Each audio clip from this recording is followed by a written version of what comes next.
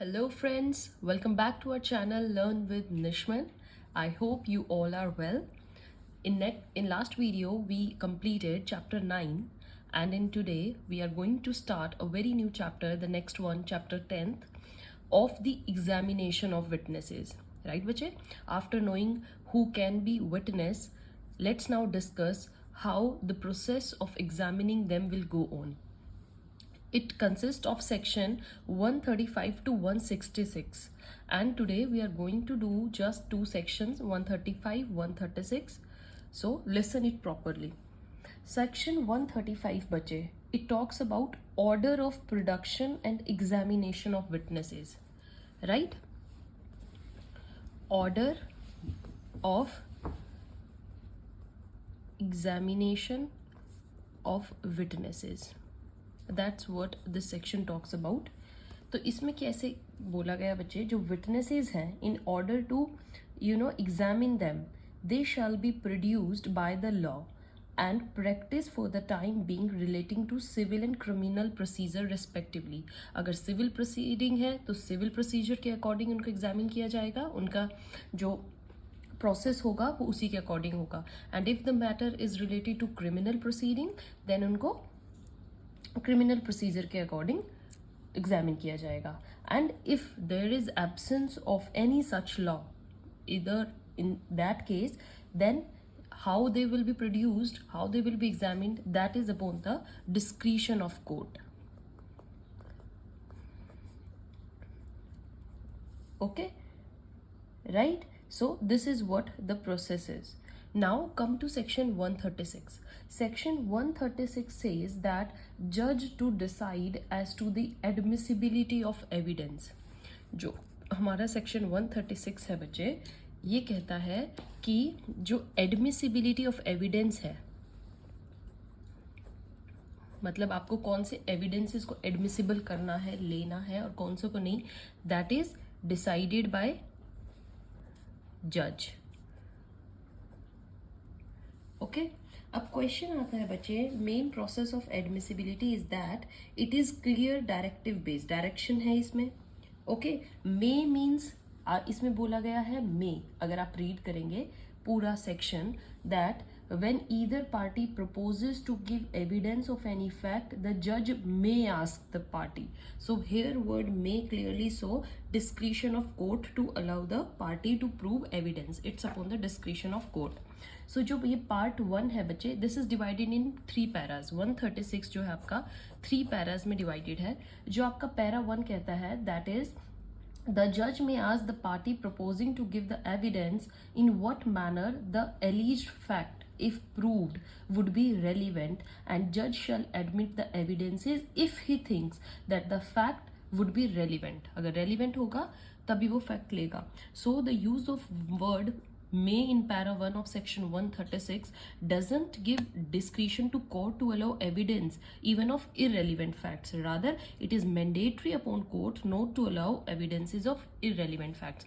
जो irrelevant facts होंगे बच्चे, वो तो कंपल्सरीली अलाउड है ही नहीं.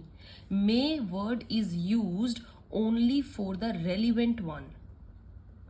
ओके, इरेलीवेंट का तो कोई स्कोप ही नहीं है. The word may is only for those cases where the relevancy of the fact is manifest on the face of it, and in which case the court may directly allow the evidence. However, if such relevancy is not manifest, then court will require the party to prove the relevancy. Right? So fact, अगर fact 1 है, एक fact 2 है, if party wants to prove this fact, right, and if fact 2, relevancy of fact 1 depends on fact 2, prove ये fact करना है but इसकी relevancy fact 2 पर depend करती है, तो court shall require to prove fact 2 first. आप पहले फैक्ट 2 को प्रूव कीजिए. Unless party undertakes to prove fact 2 later and court is satisfied with the undertaking. ये एक्सेप्शन यही है, अगर पार्टी ये कहे कि हम फैक्ट 2 को बाद में करेंगे और कोर्ट भी सेटिस्फाई हो जाती है, then court will allow to prove the fact 1 first. Okay, so this is what the fact our section 136 talks about. अब आ जाते हैं बच्चे पैरा 2 एंड पैरा 3 पे. पैरा 2 बात करता है one of the fact is relevant, कोई भी एक फैक्ट उनमें से रेलिवेंट है। और पैरा 3 बात करता है both the facts are relevant, दोनों ही रेलिवेंट है। So in para 2 the relevancy of just one fact would depend upon the another fact, जैसे मैंने ये बताया है फर्स्ट फैक्ट की रेलिवेंसी सेकंड फैक्ट पे डिपेंड करती है, and the other fact is not necessarily a relevant one. दूसरा फैक्ट इतना रेलिवेंट ना हो, बट फर्स्ट को प्रूव करने के लिए आपको पहले सेकंड को प्रूव करना पड़ेगा। जबकि पैरा 3 जो बात करता है, हमने फर्स्ट डिस्कस कर लिया बच्चे, सेकंड मैंने आपको 2 फैक्ट्स के बारे में बताया है, थर्ड में क्या है कि 2 फैक्ट्स तो हैं but both are relevant, right? Both the facts are being said to be alleged facts and therefore both facts are relevant, but relevancy of one fact would depend upon the existence of the another relevant fact. In para 2 party will have to undertaking to satisfaction of court को satisfy करना पड़ेगा in order to prove the relevant fact first, whereas in para 3 party is not needed to give an undertaking, rather court has discretion to allow him to prove either of those facts. court की discretion होगी whether they want to prove the fact 1 first or they want to see fact 2. सिर्फ second paragraph में ये बोला गया है कि जो 2 फैक्ट्स हैं तो पार्टी को लगता है कि फैक्ट 1 फैक्ट 2 से प्रूव होगा तो फैक्ट 2 को पहले प्रूव कर सकती है। समझ में आया बच्चे? So this is what our this 136 says. Now come to their illustrations. अगर आप illustration D देखें जिसमें ये है, it is proposed to prove fact A which is said to have been the cause of effect of fact in issue. There are several intermediate facts behind में, right? Fact A, B, C, D which must show the existence of before the court. The court may either permit A to be proved before B, C, D or may require B, C, D first, right? ये court की discretion होगी।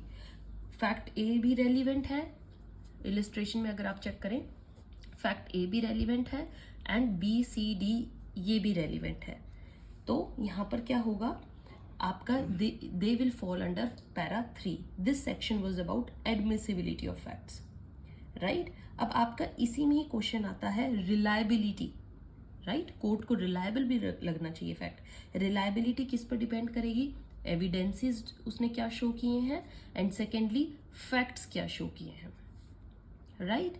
सो evidence कैसे दे सकते हैं आप? Oral और documentary evidence, you know, whenever evidence is given on facts, if court find it's duly proved तो वो reliable भी होगा, and if court think it's not duly proved then it will be not reliable, right? तो evidences के case में क्या है बच्चे? if evidence is duly proved reliable है, if evidence is not duly proved not reliable.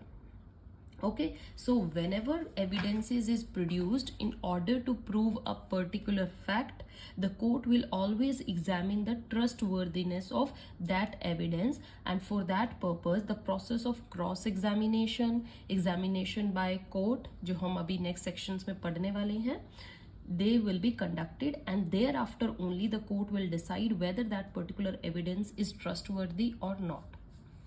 Admissibility होने के बाद रिलायबिलिटी बहुत मैटर करती है, और रिलायबिलिटी किस पर डिपेंड करती है? Your evidences, your facts, right? So this is about reliability of evidence.